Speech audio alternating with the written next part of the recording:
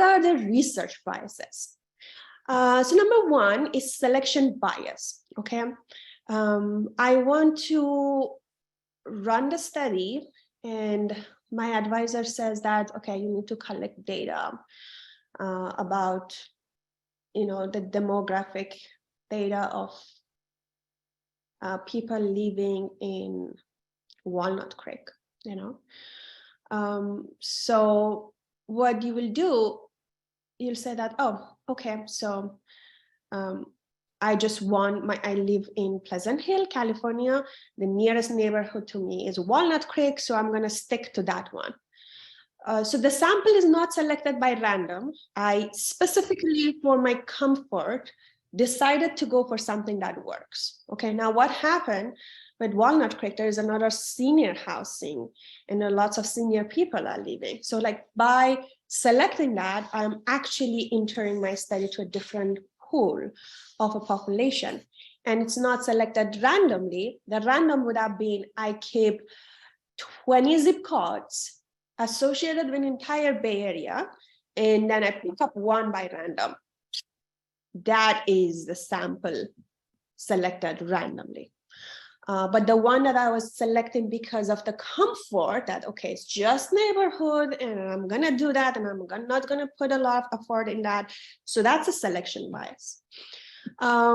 Observer bias. It's very, very common when you are running the experiment and field of chemistry, physics, biology, you are the one who running the experiment, you are the one who is observing the result, and there's a high chance that you bring some biases in that, just like, the light turn yellow, but I want it to be green for this research study to work. That, the green level is 10. It's like 10.5 on the orange side. I want to go with 10. I mean, it's not red, right? At least it's not red, it's orange. So fair enough. So you see that you bring a thought and then you start feeding yourself with your own thought and your belief, and hence the observer bias come to that. So confirmation. So when you design the study, you will just look for the resources and methodologies that supports your hypothesis. Okay.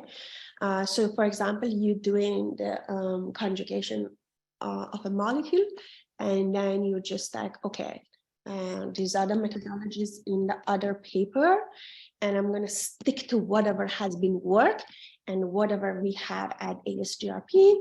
So I'm not going to try the alternate ones because there's a high chance that it will fail. I'm not also going to change the variable because that will fail my study. So I'm going to make the comfort zone, and because I already know that, if I make a recipe exactly like how it has been, there's a high chance for me that the hypothesis comes true and success happen. Okay. And the whole idea behind research was like, don't go with the confirmation, because with the confirmation is like you already creating a mindset. You are not creating a mindset of uncertainty. You're not going to test it, but rather you're just like sticking to something that has been work and implementing that, not one above one, not beyond, and just like because you have a hypothesis and you want to work it. Measurement bias, again, physics, chemistry, biology, it's instruments and tool that they are not reliable, and hence, that cause biases. And you might be thinking, okay, so the tool is not working. It created biases. I have nothing to do with that. Yes, you have nothing. You have everything to do about it. And that's called testing the instrument. Like you test the instrument today, you see what are the values come out, you test it tomorrow, you test it the next day, you change whatever is required in that instrument, record that, and see that how we can eliminate the changes that comes through the reading of an instrument or tool. So yeah, still, I mean, you as a researcher are responsible for all of these biases, and you cannot just blame the external attribute. So how we can, I mean, why we should eliminate research biases? So they are there, let them be. First of all, validity. When you bring bias to your research study, basically your study is not valid, okay? And I mean, do we want to question the validity? No. Reliability, same thing. I don't have to explain that. Reproducibility is very important. If you're just doing one research experience in your lab with a specific confirmation and tools and publish a paper, and then you sit on a corner and say that I published a paper, we successfully finished this study. If another person, other part of the world, could not reproduce your study and exactly getting the same result, your study is BS. Sorry, I know it hurts. But if people cannot reproduce your result, your methodology, your work has absolutely no value, trust me. And that, I mean, I'm coming from the field of neuroimaging, and neuroimaging scientists have a hard time with the reproducibility. And then now we are having like beats that make unstructured data into structured format, and everyone is in the same line. Doesn't matter you are in Belgium or you're in the heart of Silicon Valley. If you follow through that pipeline of getting unstructured data into structured data, and then pre-processing pipeline and processing pipeline, then we can reproduce our work. So it's been really challenging, and I'm not sure about other researchers, but I mean, I have, majority of you, as you know, that I have bachelor's in chemistry, so I've been in chemistry lab. I have master's in bioinformatics. I've been in computational lab, IT lab, biology lab, biotechnology lab, and then neuroscience lab, neuroimaging lab. So whatever I'm sharing is based on my experience, but definitely it's very important that your work will be reproduced. Okay. Error elimination, I don't have to explain about that. Everyone wants to have an error-free study. Now, okay, so we understood what are the biases, where they come from, why it is important not to have them. Let's see how we can eliminate some of this, okay? Randomization, as I explained, like, get out of your comfort zone and decide your pool of participants randomly. Blinding. So blinding is very important, especially with human sciences. Like, oh my God, who are you that you're joining at like 10:19? Give me a break. I mean, if you don't want to come, just don't come. Okay, it's 10:20. I'm wrapping up my slides. There should be a hard stop for this Zoom. Please, like, don't show up. I mean, just okay, blinding. So it's very common in the field of human sciences. Like when you run psychological assessment, you are collecting behavioral data. Like, as a person who have been run psychological data, we go through a training, how to handle the one-on-one conversation to, run a psychological assessment or IQ. Like, I've run over 150 participants, their IQ. When they ask, what is this test? We never say that I'm taking your IQ test. We always say that this is WASI. I'm going to check your special, I want to see like how you are cognitively behaving. So making it a little general and like, can I have my score? What is the next question? How it's supposed to be? Can you tell me if I did good or not? So blinding, that means not closing the details of the study from participant. So there's a huge difference that I say to someone, hey, I'm collecting your IQ versus like I'm running some cognitive task, and that's called WASI. So it's kind of, the person does not know the name, or at least hopefully. And also we're not like seeding that, because the moment I say IQ, that person will be like sensitive that, oh, okay, that's going to change his perspective of being calm and content and just like casually answer, so that we can score their IQ versus like, okay, now let's be on a problem solving part. Not closing details of the study from participant is very, very important. Objective measurement is also very important. So minimizing the influence of subjective judgment. So here is the thing, when you collect data, you might have designed questionnaire, assessments, and survey. So there is a huge difference between assessment, questionnaire, and survey in the field of life sciences and psychology. I mean, my kids, they go through this and they have to understand the difference between these three. There's a huge difference. But a majority of them, they combine assessments associated with our study, modify it, and they create assessment and questionnaires. So one of the things that when they design those questions, you want to avoid subjective judgment, like, do you like to get a coffee at 8 o'clock? Yes, no, maybe. Okay, so that's subjective. But how we can make it easier and objective, I'll say that from 1 to 5, can you score?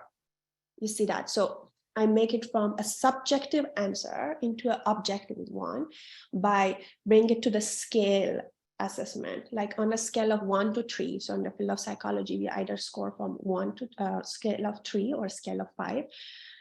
So 0, 1, 2, or 0 to 4 is called 3 scale and 4 scale. So now you see that when I will start, instead of yes, no, maybe, sometimes, I will bring it to 0, 1, 2, and then now if I have a pool of 10 response, I can see based on their objective measurement, make an interpretation. Okay, so with subjective, it's just like someone said sometimes, like 2 people said sometimes, 3 people says yes, 4 people said no. But then when I score based on number, I said on an average, people, they score, 1. So you see that how you can minimize the influence of subjective judgment into an objective. It's very important, especially if you're not just collecting data, but further you want to do analyzing the data. It's a pain if it's objective, because it's subjective. Pre-registration is very important. So like coming out and said that, okay, we are going to look at the impact of COVID-19 on sleep quality. Okay. So basically, by declaring the topic, we are announcing that we are going to study COVID-19 on sleep and looking at the sleep index quality. But then what happened? Meanwhile, there is one more virus came, and it was just like, okay, let's forget about COVID-19. If it is not already pre-registered, just like, okay, so, I mean, virus XYZ is more important than COVID-19. Let's just modify it, and, it feels more promising because this, people are not sleeping at all, even if they get infected. So you see that if I'm not registering my study, I can manipulate the initial hypothesis as we go through, and change it. So one of the things to eliminate biases is just from starting, make your hypothesis, make your topic, and say, hey people, like this is what you're working for and working on. No matter what, we are going to stick to our hypothesis. Meta-analysis is not very common, but sometimes you can combine studies and data, and it should kind of be comparable and compatible. So it's kind of one of the method. I personally never done it, but apparently that is a method. And control group. It's very important that, especially in, I think when you do culture, cell culture, when you do psychological studies, when you do drug testing, pharma industry, anything, there's a control group and experimental group. There's one that is placebo, there's one who is receiving the treatment, so that you can compare them. It's very important that before you run all this thing, you know about statistics. If you have, I'm going to open a parenthesis over here. If you are supposed to take AP Calculus and basic statistics, please take statistics. Do not eliminate learning about statistics more than any other subject that you can take over and be benefited is statistics. Statistics, stat 1, 2, AP, whatever it is, go for it. You will see, like, even if you're going for political sciences, like I mentor a student who wanted to get into Harvard University for political sciences. And I was the one who just, imposed, forcing him to get statistics. We ran, like, during presidential candidate, we ran the study, we did data analysis, and he published a little bit of blog and published a paper about that. And guess what? He's actually third year at Harvard University doing political sciences. And what changed his life was that project that he implemented statistical method and analysis on political data. So this is something that you might think that, oh, statistics does not apply to those sciences. Wrong. Even though if you want to do sport, it's a huge field of statistics. But if you are really doing like data science, computer science, chemistry, biology, life sciences, statistics is a must. So that will give you, like, if you want to run the research study, you need to know that from starting that, oh, I'm making this hypothesis, I'm going to make sure that this drug is helping. This is t-test. Like I need to know, I already know how I'm putting that, number of people on board for the study. I know how many are going to be in control, how many are going to be, what is my null hypothesis, it's going to be ANOVA or t-test. Like before you even like decide about your study, you need to have your hypothesis, and that hypothesis coming from statistical analysis. So if you don't know stat, you don't know research. Okay, so next thing, let's see what is the next title we have here. I'm going to go a little bit more specific with each domain, since this is a wide variety. There is a wide variety of research domain and participants over here, which only 117 is quite of a shame though. But anyways. So with data science, I'm talking about anyone who works with data.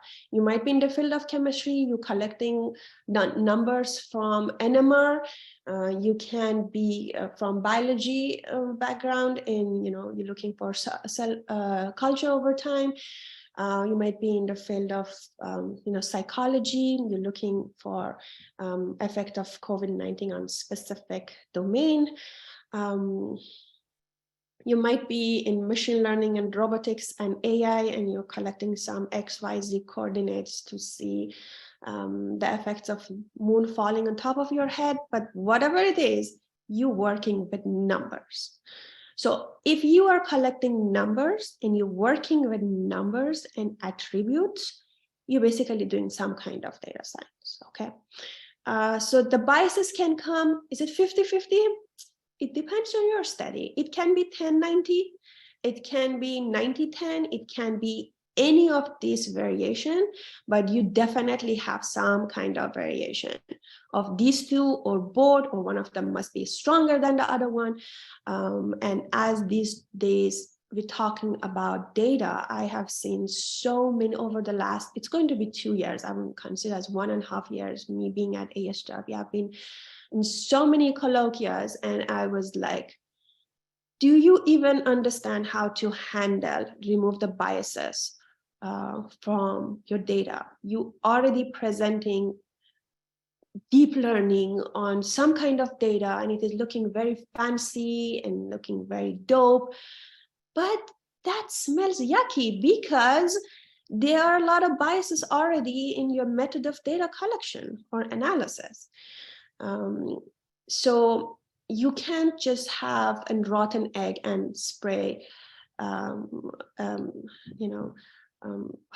of Dior perfume on it, and like assuming that it's going to work. It's not working. So let's learn and make sure that we are implementing and reducing the biases from any sort of data that you work on. So what is the next one is sampling method. We talk about it. The size is very important. Smaller the size, you're feeding your data, and you cannot even run data analysis for n less than 30 and equal or less than 30. I mean, 10 equal to 30 is ideal, but not less than 30. So size is very important. Outreach, how you collect your data, is very important. Sometimes I have kids that, okay, we just, we got it from internet. It was in, this platform, XYZ platform, that's a data science platform. You're looking at data, it has like a housing price. They have that housing price thing for over last 20 years. And, they mix two kind of data and then come and present. Just like, do you understand that data is time bound, right? So the pricing that you were presented was not influenced by COVID, was not influenced by banking high interest rate, and now you are collecting some data associated with that zip code, and you're looking at what is the educational level of people who buy house in Berkeley, and then the housing price is coming from 2017. So you see that it's just like, it's strong. The timeline is very important when you collect your data. Especially in today's world, data expire. So if you're not freshly collecting your data, or if you are not freshly using someone else's data, then basically you're just like running something on something, like doesn't make any sense to me. Timeline is very important. Have it in mind. That would bring biases to a study. Attributes, very important. What are attributes? Like anything that related to your study that you are collecting. The more attributes you have, the better your study will be. The attributes can be demographic information, any aspects of a study that you're looking into. So the more attributes you collect, the better it will be. Okay, so for example, you have, autonomous vehicle, and you want to just check speed and safety. I would say, no, you're just like looking at 2 attributes and you want to run the study. You need to at least have 10 attributes. That means 10 things to look and collect data to have a better study. So that's about the data collection. I'm sure there are like human error, of course, we can eliminate that, but these are the ones associated with data collection. Data analysis, on the other hand, handling outlier, there's so many people still doesn't know how to handle outliers. They collect data, and one data is, everything is from a range of 0 to 10. And now they got something that's like 50. And okay, let's eliminate that from study. Okay, fair enough. And then sometimes in the study, that 50 matters. Okay, by removing the outlier and making your data highly correlated, you basically eliminating an important point. Okay. So let me explain like when that's applied. You're testing a drug for for cancer. You had 5 eligible candidates. You give them the medication, the survival rate increase 5x. And there's one that the survival rate, I mean, after 5x, they all died. And there's one whose survival rate is like 3 years. So just like, oh, that's been an outlier. Let's remove that and forget about it. We're going to say that this drug only works for 5 weeks of survival because majority of people that responded to that. No, we need to know what was the physical condition of that person. Was there any other medication with that person? Was there any other external treatment? How actually now the point of interest is that person, that outlier. So if you have it in the study, you cannot conclude because there's an outlier. Excluding that also, basically you are eliminating a very important data point. So handling, I'm not saying that keep or throw, it depends on your study, but handling outliers, very important. Missing data handling. So that's also another important thing. You have a spreadsheet of 20 attributes over 500 participants, and then boom, one participant doesn't have one of the attributes, the column in your Excel. The column in your Excel is none, there's nothing in that. Some people, they come and say that, oh, we have a missing data, they eliminate the participant. Oh, but you had other data point that could have an impact on the study. You can't just eliminate the participant like that. And some people, they say that, okay, it's not there, let's put 0. But they don't get it that 0 is actually a value. If a data is missed, doesn't mean that you're putting 0 in that, it's going to help. Because for example, if the range of the value is from -10 to 10, 0 is actually a value. So handling missing data is very important. How to handle it? Sometimes they take average over the attributes for like 3 participants below, 3 participants behind. You need to do thorough examination that what will happen if I eliminate the study with all these attributes, how much the mean, medium, and mode of my study is going to be changed. Like how is that an outlier? Is that there's something that we can fix it? Is that possible that we go back, reverse back and find why that data is missing? Maybe there's somewhere that we can fill out that data. So again, I don't know how you're handling, but you need to know how to handle your missing data. Cleaning and scrubbing is very important. I mean, we know we have to clean the data, we have to normalize the data. So that before you run, I see a lot of people, they come and like, okay, this is our data and we implement a machine learning algorithm and this is our hypothesis and prediction, but your data is not normalized. You already like, your data is not, it's skewed in, it's not on a normal distribution. Like how you can, how you can not run the pre-processing of cleaning the data. Did you run at least weeks of looking at your raw data?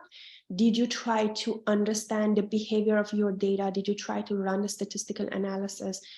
Did you normalize the data? Did you plot them, graph them? And did you done any concrete? I mean, it's a must thing. You have to do a concrete cleaning and scrubbing of your data, and understand and feel your raw data before you go for processing of your data. Overfitting, it's very common. It's just like They have rows and columns. There is one that doesn't give the correlation. You remove them, the data looks clean. They run machine learning algorithm, the error will reduce. So you are overfitting. You can see that every single point is run on the correlation plot. It's perfect. It's just like, it's so obvious that it has been overfitted. Something has been eliminated. Something has been manipulated so that overfitting comes.